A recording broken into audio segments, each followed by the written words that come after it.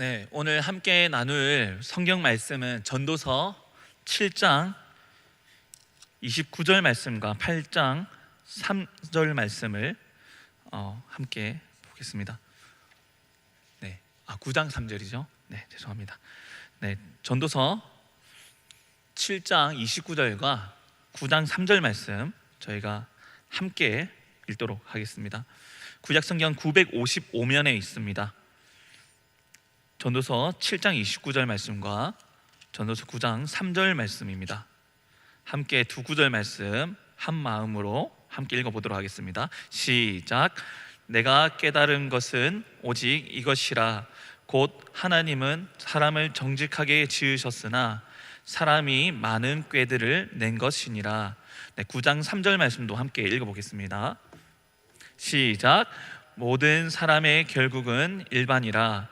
이것은 해 아래에서 행해지는 모든 일 중에 악한 것이니 곧 인생의 마음에는 악이 가득하여 그들의 평생에 미친 마음을 품고 있다가 후에는 죽은 자들에게로 돌아가는 것이라. 아멘. 제가 이 두 구절을 성경 봉독을 함께 할까 아니면 다른 로마서 구절을 할까 고민을 오늘 오전까지 계속했었습니다. 준비를 했냐 안 했냐가 아니라 참 많은 고민이 되었습니다. 왜냐하면 오늘 나누게 될 결정적인 요약이 바로 이 두 구절에 다 있기 때문입니다. 그래서 사람은 지을 때부터 악한 존재였냐라는 질문에 대해서 성경은 분명히 지을 때 악한 존재가 아니었음을 우리에게 변증하고 있고요. 그리고 그러면 사람이 왜 악하게 되었냐라는 것도 하나님께 그 책임이 있다라는 것이 아니라 전적으로 사람에게 책임이 있다라는 것을 성경, 즉 하나님 말씀은 우리에게 가르쳐주고 계신다는 것입니다. 결국 우리는 그 무엇 하나도 하나님께 책임을 돌릴 수 없다라는 결론을 오늘 우리는 가지고 돌아가야 합니다. 자, 그래야 해서 전도서에서 전도자는 그것을 발견했죠. 내가 인생에 살다 보니 헛되고 그리고 사람을 살펴보니 사람은 절대 선한 존재가 아니다. 사람은 그의 죄로 말미암아 죽음에 이르는 존재다라는 것을 두 구절에서 말씀하고 있습니다. 그럼 이에 대해서 이제 우리가 함께 나누게 될 교리문답, 하이델베르크 교리문답에서는 어떻게 나누고 있는가? 6문, 7문, 8문에서 이렇게 나누게 될 것이고요. 오늘 그 강의안을 보시면 서론에 우리가 매주 서론이 조금씩 들어가지만은 반복해서 우리가 듣고 생각해 보면 유익한 부분이 있어서 이렇게 또 한 부분을 준비해 보았습니다. 먼저 서론을 함께 보시면 좋을 것 같습니다. 서론을 보시면요, 교리 교육의 기원이 어디서부터인가에 대해서 이렇게 간략하게 살펴볼 수 있습니다.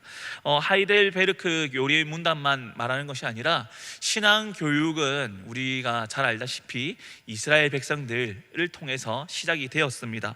즉 구약 성경의 율법을 어떻게 자녀들에게 가르쳤는가 살펴보시면 구약 성경의 모세오경을 자녀들에게 반복적으로 읽고 숙지하고 또 외우도록 가르쳐서 이것이 하나님 계명이며 우리는 이것을 지키고 살아야 함을 자녀들에게 가르쳤습니다. 그리고 그 자녀들이 성장하여서 성인이 되고 그의 자녀들을 가졌을 때 그 자녀들에게 다시 이것을 반복, 숙지, 읽고 습득하고 또 이것을 되새기도록 가르쳐서 교리 교육이 진행되었다는 것이죠. 즉 꾸준하게 부모를 통해서 또 교사를 통해서 반복적으로 가르치고 배우도록 하는 것이 교리 교육의 기원이었습니다. 즉 사람이 행하는 방법이나 하나님께서 모세를 통하여 명령하신 것입니다. 이것을 너희 자녀들에게 지켜 행하게 하라라고 가르쳐 주셨죠. 그래서 우리가 잘 알다시피 쉐마 교육이라고도 표현을 합니다. 너희는 이것을 듣고 지켜라라고 이제 말씀하고 있죠. 그리고 두 번째 보시면 하이델베르크 교리 문답에 대해서 조금 더 우리가 생각해 보면요, 하이델이라는 어원은 월귤 나무라고 있습니다. 월귤 나무, 약재로 쓰이는 나무인데요. 나중에 한번 찾아보시면 본 것 같다라고 말할 수도 있습니다. 약재로 쓰이는 월귤 나무와 베르크는 독일어로 언덕, 산이라는 의미입니다. 그래서 월귤 나무가 있는 언덕, 산에 있는 마을이다 해서 이 지명이 지어졌습니다. 하이델베르크. 외국 말이지만은 특별하게 장명이 뭐 독특하지 않습니다. 우리도 뭐 달구벌이라 할 때 대구 읍성, 그리고 동성로, 그리고 뭐 북문, 뭐 북구, 북성로, 그리고 우리 성서, 이런 지명이 보면 그 달구별 성읍을 기준으로 해서 성이 어느 편이냐, 외곽성이냐, 내성이냐, 이렇게 해서 이름이 많이 지어지지 않았습니까? 이처럼 장명은 사람의 지혜 가운데 나오긴 하지만은 크게 다르지 않다라는 것을 우리가 이것도 한번 생각해 볼 수 있고요. 밑에 아래에서 보면 캐터키즘이라는 것이 있습니다. 뭘 이렇게 영어로 써놨냐라고 할 수 있는데, 이 어원 캐터키즘은 소리내어 읽다라는 의미를 가지고 있습니다. 즉 교리교육은, 요리문답은 교리 문답들은 소리내어서 읽는 것, 즉 교리교육의 기원에서 나온 것처럼 그 교육 방법에 교리문답의 의미를 두고 있다는 것입니다. 즉 소리내어서 읽고 반복적으로 읽어서 이것을 우리 마음과 머리와 이마에 새겨서 지켜 행하게 하는 것이 교리 문답이라는 것입니다. 그래서 33번째 보시면 하이델베르크 교리 문답의 형식이 어떤 형식이냐, 전통적인 교리교육 캐터키즘 형식을 가지고 있습니다. 읽고 가르치고 습득하고 외우고 반복하고 이렇게 해서 129개의 문항으로 되어 있고요. 그리고 답이 다 구성되어 있습니다. 참으로 감사한 것은 이 팔츠 지역의 선제 후인 프리드리 3세가 이 하이델베르크 요리문답을 작성을 명령하였습니다. 올레비누스와 우르시누스한테 두 신학자들한테 부탁을 하면서 이 신학자들에게 강구한 것이 무엇이냐, 그냥 신앙 고백서의 문답만 하는 것이 아니라 이 문답 형식 가운데서 필요한 성경 구절을 다 요목조목 다 인용하여서 관주를 하여서 넣으라고 부탁을 했습니다.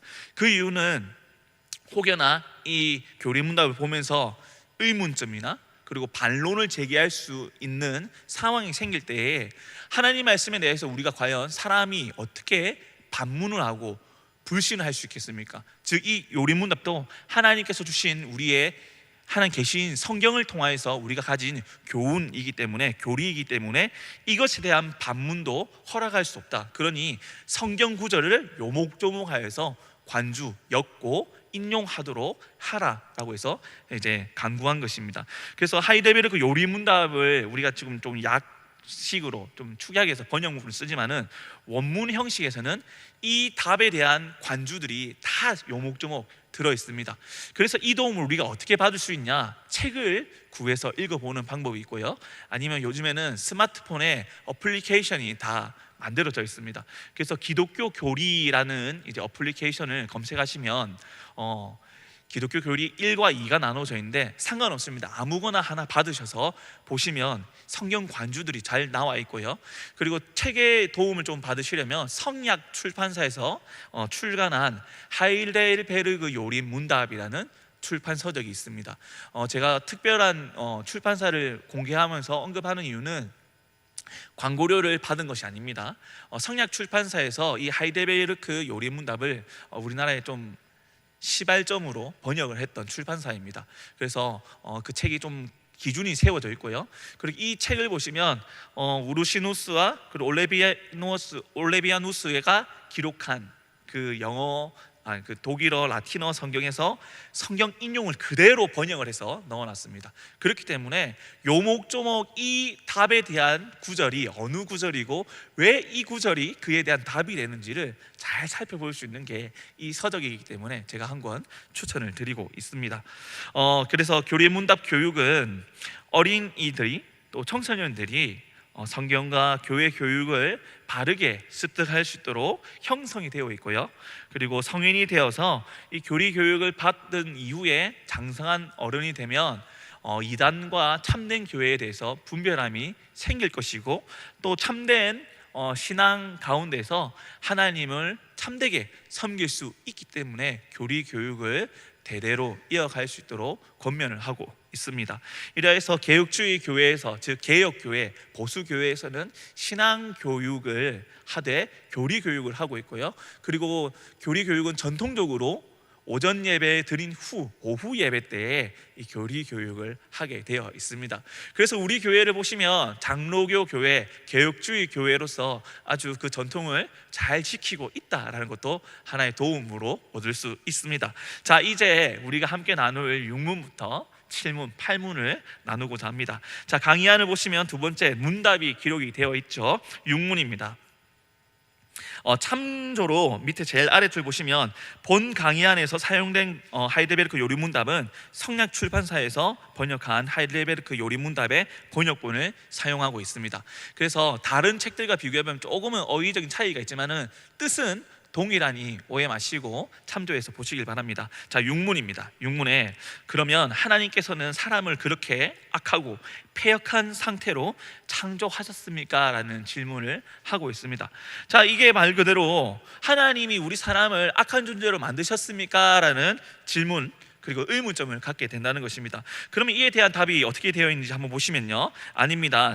하나님은 사람을 선하게 또한 자신의 형상 곧 참된 의와 거룩함으로 창조하셨습니다. 이것은 사람으로 하여금 자신의 창조주 하나님을 바르게 알고 마음으로 사랑하며 영원한 복락 가운데서 그와 함께 살고 그리하여 그분께 찬양과 영광을 돌리기 위함입니다 라고 사람의 창조 목적을 분명히 말씀을 하고 있습니다. 우리가 잘 알고 있는 웨스트민스터 신앙 고백서 소요리 문답 1문에서도 우리의 사람의 목적이 무엇이냐, 하나님을 영화롭게 하고 하나님을 영원히 즐거이 여기는 존재가 바로 사람의 창조 목적임을 말하고 있습니다. 이와 마찬가지로 먼저 기록된 하이델베르크 요리 문답은 이것을 우리에게 가르쳐주고 있습니다. 1문과 2문을 보시면 조금 안타깝지만은 우리 사람이 어떠한 존재, 어떠한 상황에 처해져 있냐, 비참한 존재다라고 말합니다. 이 비참이라는 단어는 어떤 말이냐면 우리가 한국은 한문을 뜻을 좀 차용을 하고 있습니다. 음과 뜻을 좀 차용하고 있는데요, 비참이라는 단어는 슬플 비참할 참자를 사용하고 있습니다. 즉 더할 수 없이 슬프고 끔찍한 상황을 말할 때 비참하다라고 말합니다. 그러면 우리 사람은 비참한 존재, 비참한 상황에 이르게 되었다라는 것인데 원래 이 상황에 처해서 존재하는 존재가 아니라는 것이죠. 어떠한 상황에서 바뀌게 되어서 전락한 것, 안타깝고 슬픈 존재, 상황에 이르게 되었다는 것입니다. 그러면 비참한 존재 이전에는 어떠한 존재였느냐? 성경은 분명히 말씀하고 있습니다. 하나님과 교제하고 하나님과 친구된 피조물이었다는 것이죠. 그래서 우리가 한번 창세기 1장 26절에서 28절까지 말씀을 한번 보시면서 한번 읽어보시겠는데요, 창세기 1장 26절 하나님께서 사람을 어떻게 지으셨는가 그 부분 함께 보도록 하겠습니다. 26절 말씀 함께 읽어보겠습니다. 화면 앞을 보시면요, 함께 읽겠습니다. 시작. 하나님이 이르시되 우리의 형상을 따라 우리의 모양대로 우리가 사람을 만들고 그들로 바다의 물고기와 하늘의 새와 가축과 온 땅과 땅에 기는 모든 것을 다스리게 하자 하시고, 다음 구절도 이어서 보겠습니다. 하나님이 자기 형상 곧 하나님의 형상대로 사람을 창조하시되 남자와 여자를 창조하시고 하나님이 그들에게 복을 주시며 하나님이 그들에게 이르시되 생육하고 번성하여 땅에 충만하라. 땅을 정복하라. 바다의 물고기와 하늘의 새와 땅에 움직이는 모든 생물을 다스리라 하시니라. 아멘. 하나님이 형상을 따라서 우리 사람을 지으셨다는 것입니다. 여기서 말하는 형상은 스태츄, 우리의 코, 눈, 그것을 동상이나 이미지 형상에서 형태를 만드는 것이 아니라 하나님의 성품에 대한 형상을 좀 말씀을 강조를 하고 있습니다. 즉 우리의 외관이 중요한 것이 아니라 우리 영혼이 그리고 우리의 본성이 어떻게 지음을 받았냐, 하나님의 형상을 따라서 지음을 받았다는 것입니다. 하나님의 형상으로 지음받은 존재인 첫 사람 아담은 어떠한 일을 했냐, 28절 말씀과 같이 이 땅의 모든 것을 다스리고 그리고 그 이름을 짓고 운행하도록 하나님의 지혜와 의와 거룩함을 가진 존재로 살아가도록 지음을 받았습니다. 그러면 오늘날 우리가 개발하고 그리고 가꾸고 다스리는 것, 이것은 우리 사람의 고유한 능력이 아니라 하나님께서 주신 능력 아닙니까? 라고 말할 수 있습니다. 맞습니다. 일부분은 맞습니다. 하지만 그 일부분이 원래 하나님께 주신 첫 것 그대로, 처음 모습 그대로 있는 것이 아니라 죄를 범함으로 오염되어서 사람의 부패한 성품으로 존재하여서 우리는 그것을 다스리고 지키고 있다는 것입니다. 즉 첫 사람 아담에게 주신 성품과는 다른 부분이 있다는 것입니다. 하지만 하나님 우리에게 선한 부분 일부분과 그리고 우리가 가지고 있는 지식이 하나님께 주신 뛰어난 지식이 있음으로 말미암아 이름을 짓고 아까 말씀드렸던 장명을 하는 것과 다스리고 개발하는 일을 지금도 하고 있다는 것입니다. 한 가지 생각을 해보시면 사람이 얼마나 아름다움을 좋아하는 존재냐면요, 우리가 2층을 공사하면서 더 홀이라는 이름을 짓고 장명을 했죠. 또 이름을 또 짓고요, 그리고 주방이나 식당만 우리가 아름답게 꾸미는 것이 아니라 소모임을 하는 교제 그 룸들, 방들을 꾸미고, 그리고 새가족들이 또 좀 더 우리 교회에 잘 적응할 수 있도록 교육에 대해서 다른 것에 대해서 방해를 받지 않고 집중할 수 있도록 별도의 공간도 또 칸막이를 쳐서 유리를 설치해서 만들기도 하고요. 제가 중점으로 말씀드리고 싶은 것은 지금 이 부분입니다. 바로 화장실을 우리가 어떻게 꾸며놨습니까? 소위 말하는 화장실은 우리의 생리적 현상을 해결하고 정리하는 부분입니다. 그런데 이 화장실, 이 생리적 현상을 정리하는 부분인데, 화장실을 그냥 용품을 가져다 놓고 물을 잘 흐르도록 깨끗하도록 한 것이 아니라 예쁘게 아름답게 꾸며 놓았다는 것입니다. 자, 우리가 큰 건물, 대표적인 숙박시설이나 큰 건물, 기업체를 대표하는 건물을 갔을 때 화장실을 먼저 가보는 이유가 있습니다. 이 화장실이 얼마나 깔끔하고 아름답게 정돈이 되어 있고 설비가 되어 있느냐에 따라서 이 건물의 가치를 부각시키기도 한다는 것입니다. 즉 사람은 아름다움을 뽐내기 위한 존재로 살아가는데요, 하물며 생리적 현상을 해결하려고 하는 화장실도 이처럼 아름답게 꾸미려고 하는 노력을 부단히 한다는 것입니다.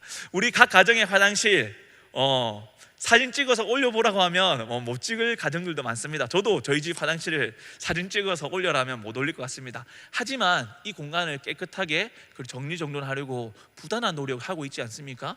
이런 것입니다. 사람의 성품은 하나님께서 지으신 대로 아름다움을, 그리고 그 아름다움의 질서 가운데서 운영되기를 원하는 본성적인 성품을 가지고 있다는 것입니다. 하지만 안타까운 것이 무엇입니까? 비참, 우리는 그 하나님의 온전한 성품에서 오염되었습니다. 왜 오염되었냐? 계속해서 나누어 보겠지만은 바로 사람이 불순종하는 원죄 때문에 그러한 부패함을 우리가 갖게 되었다는 것입니다. 먼저 육문에 대해서 계속 이어서 보시면 사람은 왜 비참함에 빠졌냐? 바로 아담의 원죄입니다. 아담의 원죄.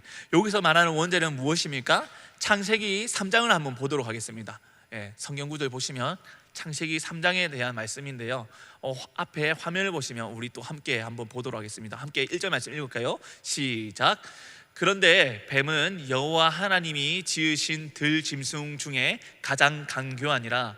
뱀이 여자에게 물어 이르되 하나님이 참으로 너희에게 동산 모든 나무의 열매를 먹지 말라 하시더냐. 이어서 2절입니다. 여자가 뱀에게 말하되 동산 나무의 열매를 우리가 먹을 수 있으나 동산 중앙에 있는 나무의 열매는 하나님의 말씀에 너희는 먹지도 말고 만지지도 말라. 너희가 죽을까 하노라 하셨느니라. 아멘. 여기까지 보겠습니다. 네, 이렇게 보시면 뱀이 사람을 꿰었다라고 분명히 말씀하고 있고요, 그 사람을 꿰을 때에 하나님께서 명령하신 것을 분명히 말합니다. 여기서 하나님이 우리 사람을 지으시고 하나님과 우리 관계를 그냥 기계적인 관계, 프로그램이나 작동하는 원리를 딱 만들고 그 질서대로 움직이도록 하게 한 것이 아니라 사람에게는 지정의, 자유적인 의지를 주시고 생각을 주시고 그 생각과 능력 가운데서 하나님 말씀을 듣고 생각하고 옳음을 따라 행할 수 있는 존재로 지으셨습니다. 첫사람 아담은 죄를 가진 존재로 지음받은 것이 아니라 생각과 행함이 의와 거룩함을 나타내고 드러낼 수 있는 하나님의 참다운 아름다운 존재로 지음을 받았다는 것을 우리는 기억해야 한다는 것입니다.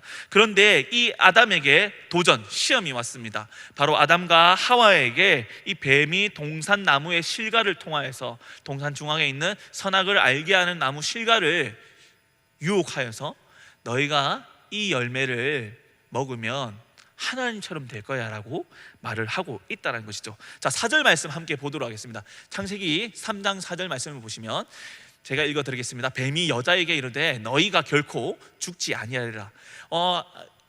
사람이 뱀에게 말합니다. 이 열매를 먹으면 우리는 죽게 되는데 하나님 그렇게 말씀하셨어. 그런데 뱀이 아니야, 죽지 않을 거야, 결코 죽지 아니하리라 라고 말하였다는 것이죠. 5절 말씀 보시면 이에 대해서 이제 너희가 그것을 먹는 날에는 너희 눈이 밝아져 하나님과 같이 되어 선악을 알 줄 하나님 아심이니라. 자, 너희가 무엇처럼 된다? 눈이 밝아져 하나님과 같이 된다라는 것으로 꿰고 있다는 것입니다. 너희가 뭐 잘 될 거야, 너희가 어떻게 될 거야 라고 말하는 것이 아니라 딱 한마디, 하나님처럼 된다. 사람 아담과 하와가 이 에덴 동산을 다스리고 하나님과 교제하고 하나님 부르심 가운데서 교제하며 살아갈 때에 하나님이 우리보다 우월한 존재인 것은 분명히 알았습니다. 왜냐? 하나님이 그것을 우리에게 알게 만드셨습니다. 신에 대한 지식, 지혜, 선제적으로 하나님과 우리 사람은 하나님 우리 만드신 존재라는 걸 알게 되어 있습니다. 그래서 신에 대한 궁금증을 모든 종교가 가지고 있다고 하죠. 그래서 아담과 하와는 하나님과 같이 된다는 것에 마음이 흔들리게 됩니다. 그리고 6절 말씀 보시면 6절 말씀에 여자가 그 나무를 본즉 먹음직도 하고 보암직도 하고 지혜롭게 할 만큼 탐스럽기도 한 나무인지라. 우리가 이 컵을 말할 때에도 이 컵이 어떤 컵인가 라고 말하기 전에 그냥 컵입니다. 종이컵이고요, 안에 물이 담겨 있습니다. 시원합니다. 시원해요. 한 잔씩 드리고 싶습니다. 근데 이렇게 말하는 것과 제가 이 물은요 지리산에서 떠왔고요, 이 물을 먹으면 우리가 오늘 하루에 청량함과 그런 미네랄을 충분히 충전할 수 있는 건강한 약수입니다 라고 말하면 우리는 어떤 마음이 듭니까? 저 물 나도 건강을 위해서 한번 마시고 싶네 라는 생각이 들지 않습니까? 뱀이 간교함이 대단합니다. 사탄이 이 간교함을 너희가 하나님처럼 될 거야, 이룰 수 없는 것에 대하여서 이룰 수 있다라는 것으로 꿰고 있다는 것이죠. 그래서 사람이 이 열매를 보니 그냥 선악을 알게 하는 나무를 먹지 말라라는 하나님 명령보다 이 뱀이 말한 거를 들어보니 보암직도 하고 먹음직도 하고 탐스럽고 또 지혜롭게 하는 열매로 보였다는 것입니다. 그래야 해서 결국 사람이 이 명령을 불순종하는 원죄를 범하게 됩니다. 이것이 바로 성경은 우리에게 원죄, 첫 죄라고 말하고, 이 첫 죄로 인하여서 사람이 하나님과 관계가 단절되는 존재, 죄성을 가진 존재로 전락 부패하게 됩니다. 이것을 하이델베르크 1문과 2문에서는 비참한 존재가 되었다라고 말을 하고 있다는 것이죠. 그러면 우리는 이제 하이델베르크 요리문답에서 말씀하시는 이제 말씀대로 주셔도 괜찮습니다. 우리의 존재가 비참한 존재인데 그러면 우리는 이 비참한 속에 계속 살아야 가야 되느냐, 그리고 이 비참한 존재가 왜 우리가 이 비참한 존재로 전락하느냐가 바로 지난주와 이번 주 이제 3, 4, 5, 6, 7, 8문에서 이렇게 말씀하고 있습니다. 이제 8문을 좀 보시면요, 7문을 보겠습니다. 7문에는 그렇다면 이렇게 타락한 사람의 본성은 어디에서 왔습니까? 자, 타락한 본성이 어디에서 왔습니까? 하나님께로 왔습니까? 아니죠. 죄를 범한 사람에게서 왔습니다. 자, 여기서 제가 준비한 영상 하나 보면서 또 말씀을 나누도록 하겠습니다. 영상 한 가지 보도록 하겠습니다. 네, 감사합니다. 네, 이 저작권은 저희 가정에 있습니다. 네. 제가 내일교회 부임한 18년도에 일어났던 일인데요. 네, 저희 18년도 맞는 것 같습니다. 네, 18년도에 저희 가정에서 첫째가 밥을 먹고 있는 상황에서 둘째가 그 언니 밥을 탐내는 겁니다. 첫 사람 아담과 하와에게는 아마 이러한 질투나 다른 사람의 것을 탐내는 욕심, 죄악들이 없었을 것입니다. 하지만 죄를 범한 사람에게는 가르치지 않아도 이 죄성을 가지고 있음을 제가 이 영상을 통해서 알려드리고자 합니다. 어떤 부모가 우리 자녀가 언니의 것이나 형의 것이나 윗사람의 것을 빼앗도록 가르치겠습니까? 하지 말라고 하지. 그런데 가르치지 않아도 이러한 일을 범하고 있다는 것입니다. 그것은 왜 그러냐? 사람은 아담의 죄로 말미암아 죄성을 가지고 있고, 그 죄성은 가르치지 않아도 그 본성 가운데서 드러날 수밖에 없다라는 것입니다. 즉 어린 아이들도 그 죄가 있고요. 그래서 엄마가 하지마라는 말에 대해서도 아이가 엄마 품에 있을 때에도 밀어내고 때리고 할퀴고 꼬잡는 것처럼 자신이 반항할 수 있는 그 악함이 드러나는 것입니다. 하물며 이 간단한 식사 시간에도 평화롭게 지나가는 것이 쉽지는 않습니다. 이처럼 우리 사람은 부패하여서 죄가 가득한 존재로 전락, 비참에 이르게 되었다는 것입니다. 그래서 우리 사람은 우리의 시조 아담과 하와가 낙원에서 타락하고 불순종한 데에서 우리 모든 사람의 죄가 시작되었습니다. 그때 사람의 본성이 심히 부패하여서 더 이상 회복할 수 없을 정도로 부패하여서 우리는 모두 죄악 중에 잉태되고 출생하여서 살아가게 되었습니다. 자, 이제 우리가 잘 알고 있겠죠. 7문에 대한 답은 우리가 이미 인정하고 있습니다. 하나님 백성으로 살아가는 우리가 얼마나 비참한 존재인가, 얼마나 죄스러운가 나 한 사람을 통해서도 알고 있고, 이런 영상과 어린 아이들을 양육하면서도 어떻게 가르치지 않는데 이러한 나쁜 일을 하지라는 깨달음을 통해서도 사람의 죄성을 알게 합니다. 성경에서는 이 죄성을 선악을 알게 하는 나무를 통해서 우리에게 들어왔다라고 하지만은, 선악을 알게 하는 나무에게 죄가 들어있거나 이런 것이 아닙니다. 하나님 명령을 불순종하는 그 행위에서 죄가 시작된 것입니다. 성분이 어떠냐 이게 아닙니다. 절대 그렇게 생각하시면 안 되고, 하나님 명령을 불순종하는 그 행위가 바로 죄라는 것을 우리는 기억해야 한다는 것입니다. 그러면 하나님 사람을 이렇게 타락하고 죽음의 멸망으로 가는 존재로 왜 만드셨습니까? 하나님 애초에 전지전능하시고 모든 것을 알고 하시는 전지전능과 예지의 하나님이 그 죄를 말리시면 안 됩니까? 라고 제기하고 질문할 수 있습니다. 이에 대해서 성경은 말씀합니다.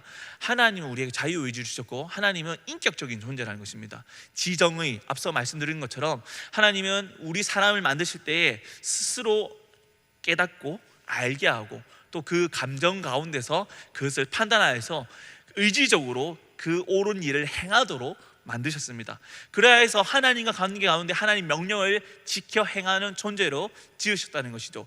그런데 여기서 뱀의 간교함에 깨어서 하나님과 같은 존재가 된다는 것에, 선악을 알게 하는 불순종의 행위를 저지른 이후부터는 그 온전한 성품을 다 잃어버리게 되고, 우리는 오염된 부정한 존재, 비참한 존재가 되었습니다. 그리고 하나님께서는 이 사람에게, 우리 아담과 하와에게 그 심판을 하시죠. 죽음과 잉태와 수고를 통하여서 이 땅의 고단한 삶을 살아가게 될 것이다 라고 그 심판을 하셨습니다.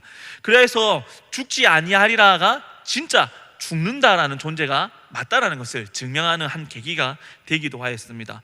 그래서 우리 사람은 타락한 존재가 되었다는 것을 우리는 잊을 수 없습니다. 그러면 이 타락함을 우리가 스스로 정화하거나 씻을 수 있을까요? 절대 그럴 수 없습니다. 사람은 스스로 옳은 일을 행하는 것처럼 보이나 그것은 행위적인 것이고, 그 내면은 온전히 순수함으로 선함을 행할 수 있는 존재가 아닙니다. 우리가 세상을 살아갈 때도 나는 법 없이 살 수 있어 라고 말합니다. 그러나 정말 그 사람이 법 없이 며칠을 살아갈 수 있을까요? 법 없이는 살 수 있습니다. 그러나 하나님 앞에서 죄를 범하지 않고 살 수 있겠습니까? 절대 결코 그럴 수 없습니다. 사람 앞에서는 덮을 수는 있으나 하나님과 관계에서는 나 혼자 있을 때는 과연 내가 하나님 명령을 온전히 지키고 순수한 선한 존재로 나의 삶을 살아갈 수 있을까요? 한순간도 절대 그럴 수 없다는 것입니다. 결국 죄성을 가진 부패한 존재는 그 죄성을 스스로 씻을 수 없고 덮을 수 없고, 그 죄성을 드러내고 죄 가운데서 살아갈 수밖에 없는 존재로 전락하게 되었다는 것입니다. 그래서 8문에서는, 그러면 우리는 죄 때문에, 하나님은 죄를 미워하시는 분이기 때문에 시편에서 말씀합니다. 시편 5편에서 말씀하는데요, 제가 기억하는 5편 4절인가요? 주는 죄악을 미워하시는 신이라고 말씀을 하고 있습니다. 그처럼 하나님은 원래 성품이 죄를 미워했기 때문에 사람을 죄가 가득한 존재로 절대 만드실 분이 아니라는 것입니다. 죄가 없는 존재를 만들었으나 사람이 죄를 범하여 타락하여서 죄인이 되었고, 그 죄를 범한 존재인 죄인은 하나님과 함께할 수 없고 교제할 수 없고 하나님과 단절된 상태로 살아갈 수밖에 없다라는 것입니다. 그런데 하나님은 은혜를 베풀어 주셔서 구약의 제사를 통하여서 단순간의 죄를 회개하는 제도지만은 죄를 씻는 방법을 가르쳐 줄 거예요. 그 율법을 지키도록 우리에게 요구하셨습니다. 그런데 이 율법 가운데서도 온전치 못한 우리 사람은 온전히 그 죄 씻음을 힘입을 수 있는 존재가 아닙니다. 그래서 하나님은 완벽한 제사 예수 그리스도를 통하여서 죄 사함을 이룰 수 있는 은혜를 우리에게 주셨습니다. 이것을 하이델베르크 요리문답은 크게 세 가지 구조로 알려주고 있습니다. 비참한 존재인데, 타락한 존재인데 우리는 어떻게 살아가냐? 죽음에 이르게 된다. 그런데 이 죽음에 이르는 존재임에도 불구하고 하나님이 구원을 행하시고, 그 구원을 통해서 우리는 어떻게 살아가야 되냐? 감사를 나타내는 존재로 살아가야 된다는 것을 로마서에서 에키스를 쭉 뽑아서 하이델베르크 요리문답에 작성이 되어 있습니다. 그래서 로마서 3장과 로마서 5장을 보시면 하이델베르크의 중심되는 주제를 한번 볼 수 있고요. 그리고 하이델베르크 문답을 쭉쭉쭉 보시면 초반에 약 12문 정도까지는 우리의 존재에 대해서, 상황에 대해서 말하고 있고요. 이후에는 사도신경이 무엇이고 사도신경이 무엇을 우리에게 가르쳐 주는가, 우리가 무엇을 믿어야 되는지 신앙의 고백, 신조로서 우리 공교회가 함께 고백하고 인정하고 믿고 행해야 될 바를 말하는 것이 사도신경이다라고 해서 사도신경을 깊게 문답으로 가르쳐 주고 있습니다. 그 다음 사도신경 다음에 무엇이 등장하면요, 십계명이 등장합니다. 그러면 하나님을 믿는 존재로서 하나님 백성이라면 우리는 어떠한 삶을 살아가야 될까요? 그것이 바로 하나님 사랑하고 이웃을 사랑하는 존재. 지난주 2주차에서 나누었던 3, 4, 5문에서 말하는 것입니다. 십계명을 통하여서 우리는 하나님 백성으로서 존재성을 나타내고 살아갈 수 있다라는 것을 하이델베르크가 중심 주제로 또 가르쳐주고 있고요. 마지막 끝으로는 주기도문을 통하여서 감사하는 존재는 무엇을 감사하고 어떤 기도를 하고 어떻게 우리는 살아가야 되는지를 하이델베르크 문답이 크게 가르쳐주고 있다는 것입니다. 이제 8문을 보도록 하겠습니다. 8문을 보시면, 그렇다면 우리는 그토록 부패하여서 선은 조금도 행할 수 없으며 온갖 악만 행하는 성향을 지니고 있습니까? 결국 사람이 스스로 선을 행할 수 있는 존재입니까? 아니면 악만 행하는 존재입니까? 라는 질문을 하고 있다는 것이죠. 그에 대해서 만약 이 답이 없다면 우리는 고민할 겁니다. 어떻게?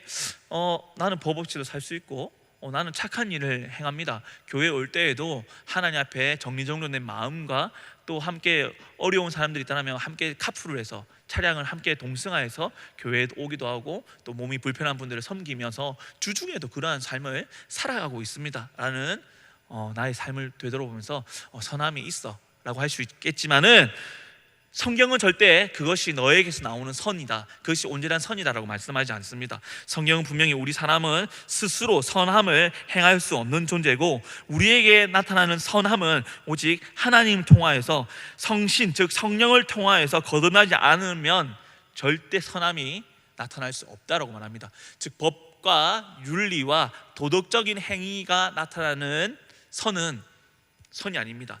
우리가 잘못된 기준, 즉 세상의 기준으로 볼 때 선이라고 해석을 하기 때문에 나는 선을 행할 수 있다라고 생각하는 것이지, 종용하고 있는 것이지, 성경이 말씀하고 있는 선은 하나님의 온전한 사람, 즉 하나님의 의에 온전한 사람으로 살아갈 수 있냐를 질문하고 있는 것이고, 우리 죄인은 하나님이 요구하시는 온전한 의를 행할 수 있는 존재가 절대 스스로 될 수 없다라는 것이 하나님 말씀입니다. 또 그게 우리의 본성이라는 것입니다. 그래서 이 8문의 답은 거듭나지 않고는, 중생하지 않고는 의로운 하나님의 의에 만족할 수는 없다라고 말씀하고 있는 겁니다. 그러면 신약 성경에서 이제 니고데모가 말하죠. 그럼 어떻게 의롭게, 요한복음 3장에서 말하죠. 어떻게 새롭게 태어나야 됩니까? 어머니 뱃속에 들어가야 됩니까? 아닙니다. 우리가 의롭게 태어나는 것은 바로 우리가 주 예수 그리스도를 믿어 그의 의로 말미암아 의의 성령의 옷을 덧입는 것을 통하여서 우리는 의로운 자가 될 수 있다고 하나님은 구원의 방법을 우리에게 주셨습니다.